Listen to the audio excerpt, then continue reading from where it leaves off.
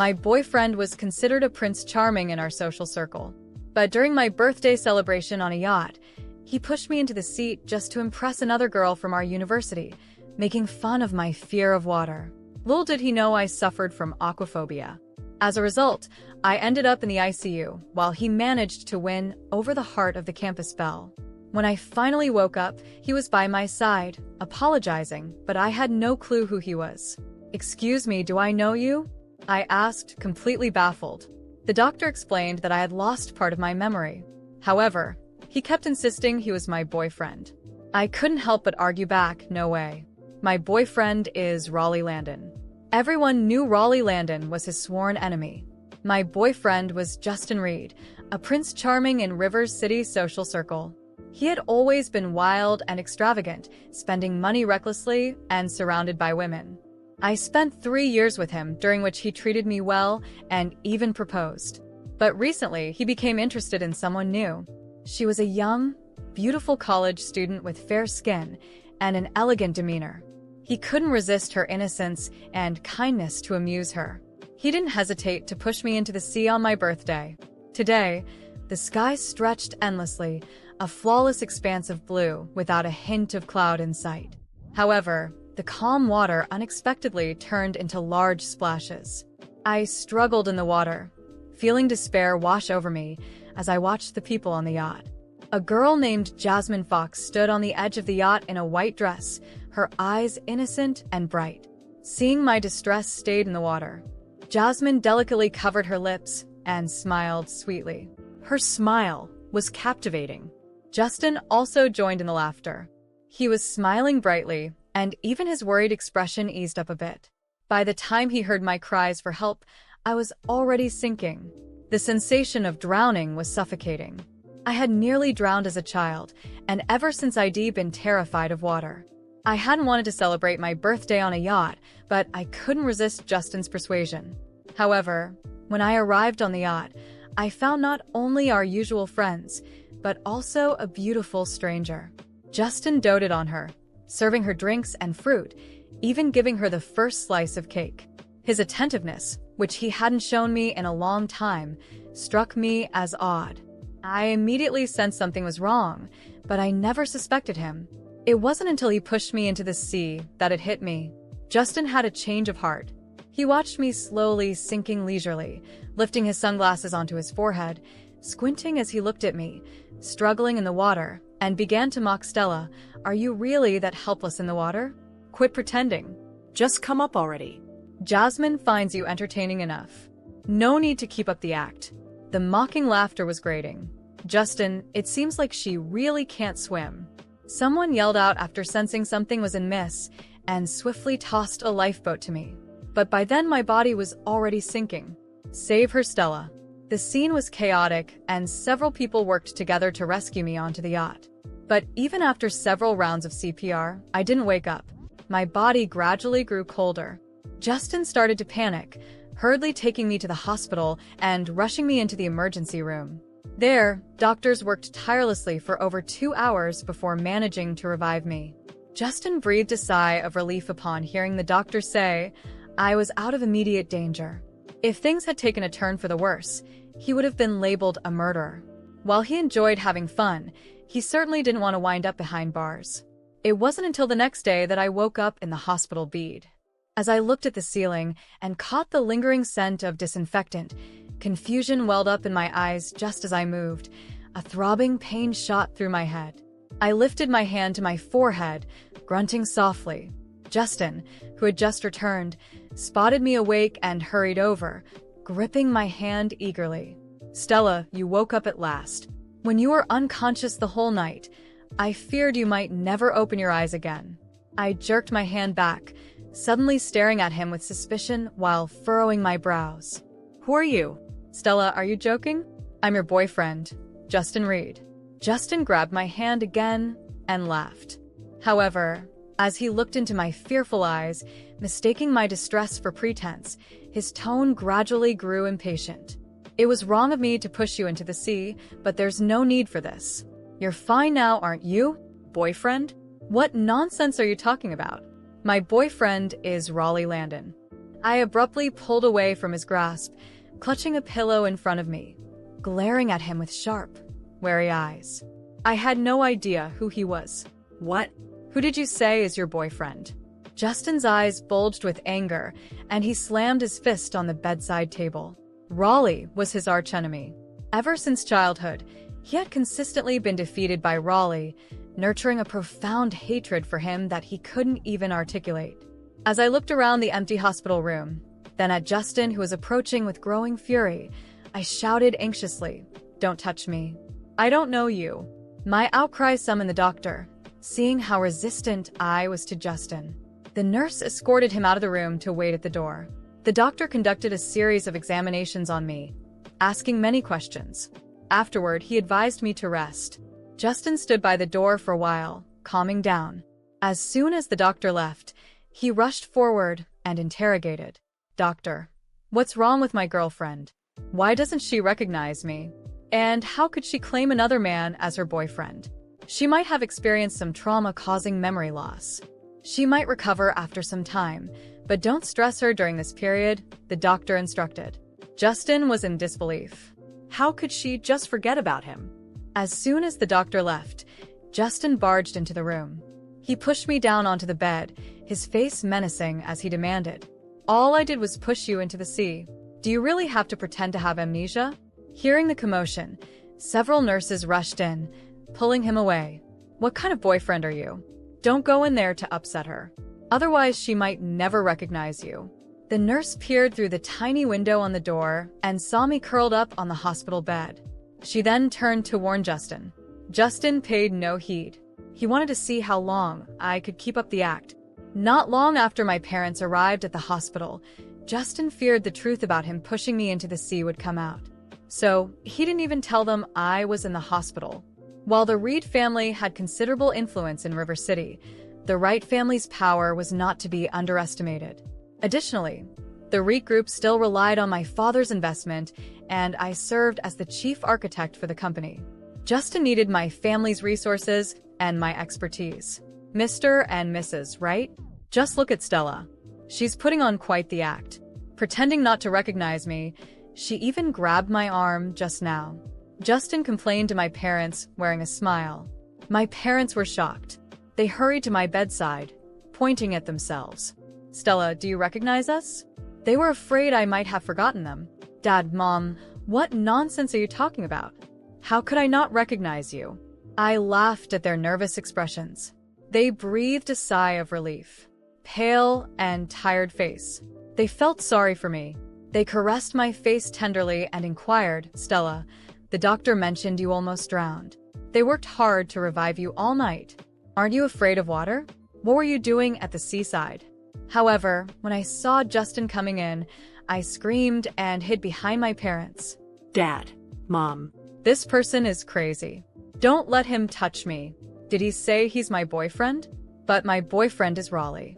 I tightly held my mom's hand with a determined look. Upon hearing this, my parents' expressions froze for a moment. They took out their phones and proceeded to show me the photos one at a time, asking for my input.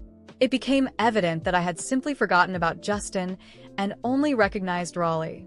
Jasmine, however, didn't seem to care at all. On the day I was discharged from the hospital, he went to invite Jasmine to dinner. He repeatedly asked Jasmine out, and she finally agreed to go out with him. This time, without any hesitation, he immediately drove to pick her up. His luxurious car attracted a lot of attention at Jasmine's school. Upon getting into the car, Jasmine cast a brief glance at Justin, maintaining her pure and angelic demeanor. She then softly asked, "Is your girlfriend all right? What could happen to her?" "She's lucky to be alive," Justin replied with a hint of flattery. During the whole afternoon, Justin took Jasmine to several luxury stores and spent hundreds of thousands. Finally, he took her to the most expensive restaurant for a candlelit dinner. However, when Justin dropped her off at the school gate, she refused the luxury goods he offered. Justin couldn't resist being drawn to this type of girl. His emotions lingered, and he felt the passion reigniting. Later that evening, he took his friends to the bar to celebrate. Someone congratulated him and wished him to win over Jasmine. Soon, however, his good friend Jackson Daves frowned. "Justin, aren't you about to marry Stella? Isn't this unfair to her? Moreover, she had just been discharged from the hospital. Shouldn't you be accompanying her?" Jackson reminded upon hearing this. Justin raised his eyebrows lightly, chuckled, and said indifferently, "When else should a guy have some fun, if not before marriage? Besides, I've been restraining myself for 3 years. It's not often I can find someone so compatible. So let me enjoy this, all right?" His tone was very casual. After the confusion at the hospital and Justin's persistence in trying to make me remember who he was, things started changing in subtle but disturbing ways. Although I couldn't comprehend how someone could be so cruel as to push me into the sea, I knew there was something darker behind his actions. The feeling of insecurity consumed me, especially when I recalled the way he now looked at me, full of anger and frustration. Even though my parents tried to reassure me, there was something they didn't know, something I couldn't figure out myself.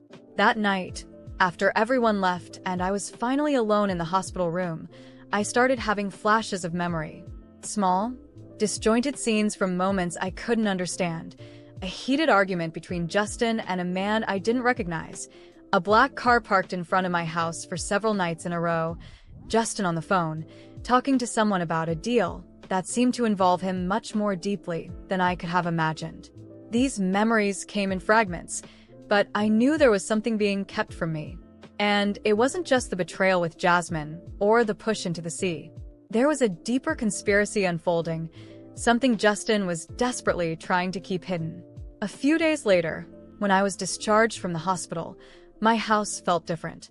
A sense of discomfort surrounded me, as if the walls had ears and the hallways held secrets. My parents were concerned about my condition, and while they tried to be attentive, there was an undeniable tension in the air that I couldn't ignore. Justin had stopped showing up in person, which at first was a relief, but something told me he was still involved, just waiting for the right moment to act. A week after my return, I received an anonymous message on my phone. The screen glowed in the darkness of my room, and the message simply said, "You don't know the truth. Find Raleigh." My heart raced. Raleigh. The name I had mentioned in the hospital but made even less sense now. I barely remembered him, only a feeling that he was important to me. Somehow, he seemed to be the key to understanding everything. The next morning, I did something I never thought I would. I searched for Raleigh. Using his name in a quick search, I managed to track down his social media profile. He looked like someone I should clearly remember. His presence was commanding, his eyes intense. I didn't know how to reach out, but something inside me pushed me to send a short, direct message. "We need to talk. It's urgent." I didn't expect a quick response, but a few hours later, my phone vibrated with a notification. "Meet me today at 6 p.m. at the cafe on H Street. It's important." My heart pounded. Raleigh had agreed to meet, but what could I say to him? That I didn't remember him, but somehow I knew he was crucial in helping me understand what was happening? When the time finally came, I went to the cafe, feeling like my life was about to change. I walked in and immediately saw Raleigh sitting in a corner, watching the street through the window. He noticed me and gave a slight nod, his face expressionless. As I approached, he stood up, and I realized just how striking his presence was. He wasn't the kind of man who went unnoticed. "You came," he said in a deep voice. There was something familiar about it, but at the same time, an air of mystery that made me uneasy. I don't remember you," I admitted, sitting down in front of him. "But somehow I know you're connected to what happened to me."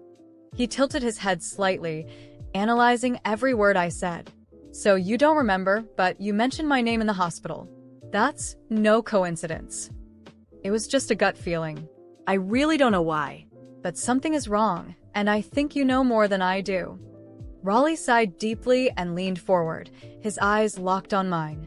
"Stella, there are things you shouldn't have forgotten. Things Justin doesn't want you to remember. What happened on the yacht was a warning. He's willing to do anything to protect his secrets." My body tensed. Secrets? What kind of secrets? Dirty business, Stella. Justin and his family are involved in a series of illegal schemes, including extortion, financial fraud, and worse things.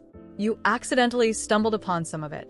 And he knows that if you regain your memory, it's over for him. My mind was spinning as I tried to process what Raleigh was saying. It was like everything was starting to fall into place. The secretive conversations I remembered, Justin's uncontrolled rage, the fear in his eyes when I mentioned Raleigh. Everything made sense now. So, that's why he pushed me into the sea? I asked, my voice trembling. Raleigh nodded slowly. He tried to silence you. And if I'm not mistaken, he'll try again. You're not safe, Stella. Justin is getting desperate, and men like him don't hesitate to use violence when they're cornered. Fear washed over me like a wave. I knew Justin was capable of many things, but I never imagined he could be this dangerous. What do I do now? I asked, trying to stay calm. Raleigh looked at me directly, his expression serious. You need to get out of here. I have contacts who can help, but we have to move fast. Justin is probably already watching your every move. If he realizes you're close to recovering your memories. Before he could finish, my phone started vibrating furiously on the table. I glanced at the screen, and to my shock, it was Justin. He had sent me a message. We need to talk. I know what you're doing. My blood ran cold. Raleigh took the phone from my hand, read the message quickly, and said in a cold voice, "It's too late. He knows." I couldn't take my eyes off Justin's message. We need to talk. I know what you're doing. The chill in those words made me shiver, but at the same time, something inside me shifted. The fear that had once paralyzed me turned into a fierce determination. Justin thought he still had control over me, that I was the same submissive Stella as before. But he was about to discover that the girl he tried to destroy had risen again, and now it was his turn to fall. Raleigh, I began, taking a deep breath. If Justin wants to talk, let him talk. But this time, it's going to be on my terms. Raleigh raised an eyebrow, intrigued. What are you thinking? He wants to manipulate me, maybe even try something dirty like before. But this time, you'll be there, recording everything. We'll catch him in the act. Raleigh studied me for a moment, then nodded, a slight smile of approval forming on his lips. Hidden? Where? You'll stay in the closet, I suggested, my mind already weaving the plan together. I'll get him to talk about whatever he's hiding, and when the time is right, you'll step in. If this works, we'll expose him. Raleigh agreed, his expression turning serious. This is risky, Stella. But if that's what you want, I'm with you. That very night, I sent Justin a message, agreeing to meet and talk. We arranged to meet at my house, where I knew I could control the setting. As the time drew near, Raleigh hid inside my bedroom closet, equipped with a small camera to record everything. My heart was racing, but I stayed focused. My anger toward Justin was now my greatest ally. When Justin arrived, he seemed different. His arrogant smile and air of superiority were still there, but there was something else, a tension in his movements, like he knew his empire was about to crumble. I greeted him with a neutral expression, as if I was ready to forgive him, which only seemed to boost his confidence. Stella, he began, placing his hand on my shoulder. I know things got out of hand, but everything I did was for us. The anger bubbled up inside me, but I kept my calm facade. For us? You pushed me into the sea, Justin. I almost died.